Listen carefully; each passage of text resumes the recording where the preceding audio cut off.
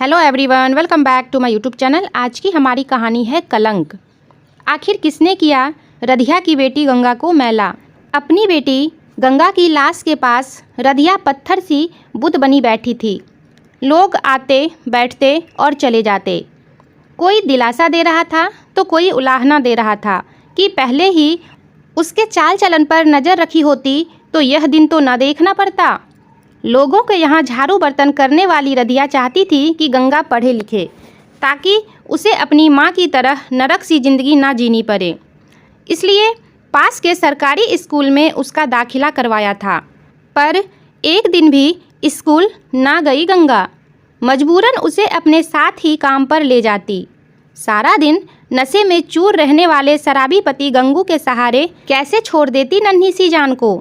गंगू सारा दिन नशे में चूर रहता, फिर शाम को रधिया से पैसे छीनकर ठेके पर जाता, वापस आकर मारपीट करता और नन्ही गंगा के सामने ही रधिया को अपनी वासना का शिकार बनाता।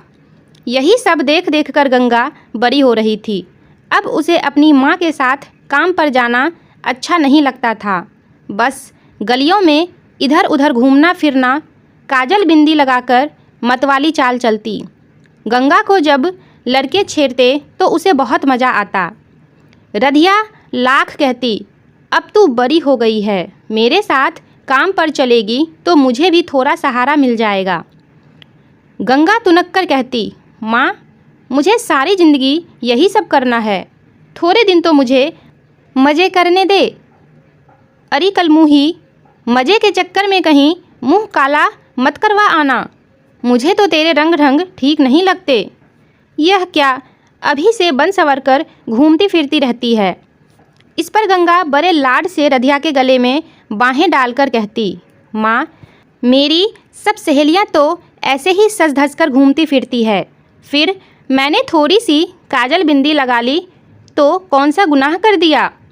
तू चिंता न कर माँ, मैं ऐसा कुछ न करूँगी। पर सच तो यही था कि गंगा भटक रही थी। एक दिन गली के मोड़ पर अचानक पड़ोस में ही रहने वाले दो बच्चों के बाप नंदू से टकराई तो उसके तन बदन में सिहरन सी दौड़ गई। इसके बाद तो वह जानबूझकर उसी रास्ते से गुजरती और नंदू से टकराने की पूरी कोशिश करती। नंदू भी उसकी नज़रों के तीर से खुद को ना बचा सका और यह भूल बैठा कि उसकी पत्नी और बच्चे भी हैं। अब तो दोनों छिप छिप कर मिलते और उन्होंने सारी सीमाएं तोड़ दी थी। पर इश्क और मुश्क कब छिपाए छिपते हैं। एक दिन नंदू की पत्नी जमुना के कानों तक यह बात पहुंच ही गई तो उसने रधिया की खोली के सामने खड़े होकर गंगू को खूब खरी खोटी सुनाई। अरे गंगा बाहर निकल, अरे कलमुही तूने मेरी गृहस्थी क्यों उजाड़ी, इतनी ही आग लगी थी तो चकला खोलकर बैठ जाती। जरा मेरे बच्चों के बारे में तो सोचा होता। नाम गंगा और काम देखो करमजली के। 3 दिन के बाद गंगा और नंदू बदनामी के डर से कहीं भाग गए। रोती पीटती जमुना रोज गंगा को कोसती और बद्दुआएं देती रहती। तकरीबन 2 महीने तक तो नंदू और गंगा इधर उधर भटकते रहे। फिर एक दिन मंदिर में दोनों ने फेरे ले लिए और नंदू ने जमुना से कह दिया कि अब गंगा भी उसकी पत्नी है और अगर उसे पति का साथ चाहिए तो उसे गंगा को अपनी सौतन के रूप में अपनाना ही होगा। मरती क्या न करती जमुना, उसे गंगा को अपनाना ही पड़ा। पर आखिर तो जमुना उसके बच्चों की माँ थी और उसके साथ उसने शादी की थी, इसलिए नंदू पर पहला हक तो उसी का था। शादी के 3 साल बाद भी गंगा माँ नहीं बन सकी क्योंकि नंदू की पहले ही नसबंदी हो चुकी थी। यह बात पता चलते ही गंगा खूब रोई और खूब झगड़ा भी किया। क्यों रे नंदू, जब तूने पहले ही नसबंदी करवा रखी थी तो मेरी ज़िंदगी क्यों बर्बाद की। नंदू के कुछ कहने से पहले ही जमुना बोल पड़ी, आग तो तेरे ही तन बदन में लगी थी।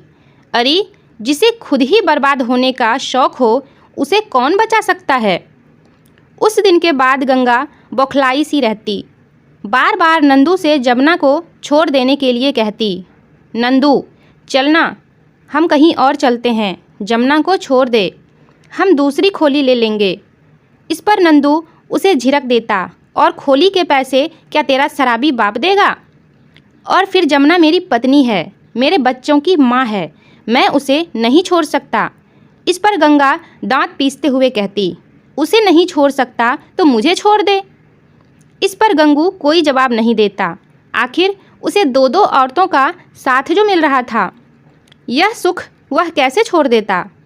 पर गंगा रोज इस बात को लेकर नंदू से झगड़ा करती और मार खाती। जमुना के सामने उसे अपना ओहदा बिल्कुल अदना सा लगता। आखिर क्या लगती है वह नंदू की? सिर्फ एक रखैल। जब वह खोली से बाहर निकलती तो लोग ताने मारते और खोली के अंदर जमुना की जलती निगाहों का सामना करती। जमुना ने बच्चों को भी सिखा रखा था, इसलिए वो भी गंगा की इज्जत नहीं करते थे। बस्ती के सारे मर्द उसे गंदी नज़र से देखते थे। माँ बाप ने भी उससे सभी संबंध खत्म कर दिए थे। ऐसे में गंगा का जीना दूभर हो गया था और आखिर एक दिन उसने रेल के आगे छलांग लगा दी और रधिया की बेटी गंगा मैली होने का कलंक लिए दुनिया से चली गई। दोस्तों, अगर ये वीडियो आपको पसंद आई हो तो लाइक और शेयर ज़रूर कर दीजिएगा। मेरे वीडियोस का नोटिफिकेशन पाने के लिए चैनल को सब्सक्राइब करके बेल आइकन को भी प्रेस कर दीजिएगा। तो फिर मिलते हैं एक नई कहानी में। तब तक के लिए टेक केयर एंड बाय।